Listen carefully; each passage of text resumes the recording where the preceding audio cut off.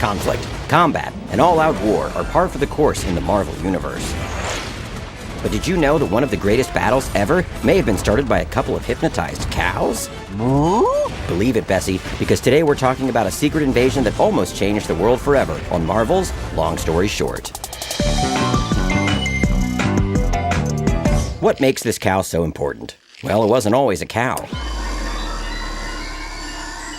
Oh, wow. I was a Skrull this entire time. Skrulls are an alien race known for their green skin, bumpy chins, and their ability to shapeshift.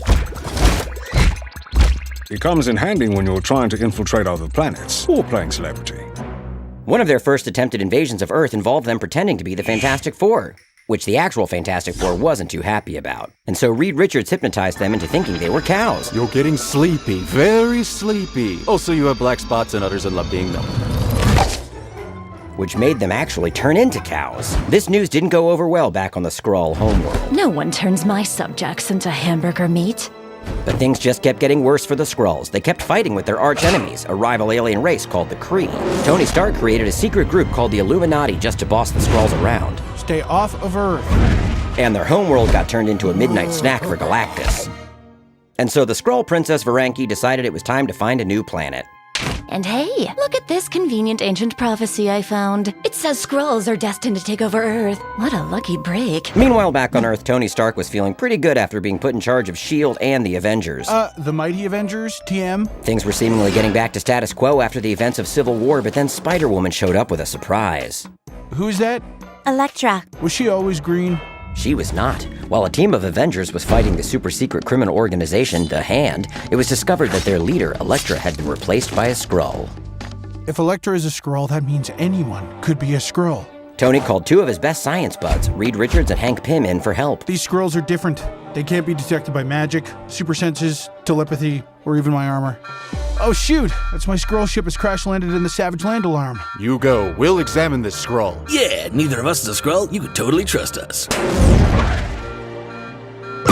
JK, I am a Skrull. Bet you're sorry you turned us into cows now, dude. While Reed was busy getting turned into silly putty by Skrull Pym, Tony headed to the Savage Land with some other Avengers to check out the crashed Skrull ship. But Luke Cage was there too with some of his rival team of Avengers. Whoa, we're the real Avengers? No, we're the real Avengers. Did someone mention the Avengers? Why'd you have to go and make things more complicated? All of these heroes looked, acted, and had the memories of the real people. So who was who? Which Avengers were authentic and which were Skrulls? Quick, say something only the real Tony Stark would know. I dye my goatee? Everyone knows that. But it was about to get worse because this was all a distraction to launch even more attacks. A Skrull Sue Storm activated a portal that started sucking the Baxter building into the negative zone. A Skrull Captain Marvel attacked Norman Osborn at Thunderbolt Mountain, and a Skrull Jarvis uploaded a virus at Avengers Tower that took out all of Tony's defenses, including the S.H.I.E.L.D. helicarrier, as well as Tony himself. While the Avengers fought the Avengers, and also the other Avengers, Tony dragged himself to an abandoned science lab in the Savage Land. I'll have to rebuild my suit using nothing more than the scraps I find here. If I hadn't already done the same thing in a dirty cave, this might be hard. But then Spider-Woman shows up with another surprise. I'm actually the Skrull Princess Varanki. Gotcha. And you're a Skrull too. No, that's not true. That's impossible, I think. This is really freaking me out, man. Meanwhile, the Skrulls continued to attack Earth. But they tried to convince everyone it was cool by airing a bunch of phony celebrity testimonials about how great it is to be part of the Skrull Empire. The Skrulls are fantastic. Doom approves of his new Skrull overlords. Back in the Savage Land, Skrull Spider-Woman was still messing with Tony.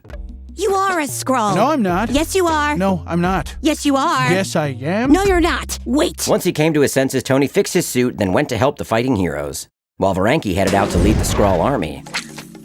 All right, let's figure this out. Raise your hand if you're a Skrull.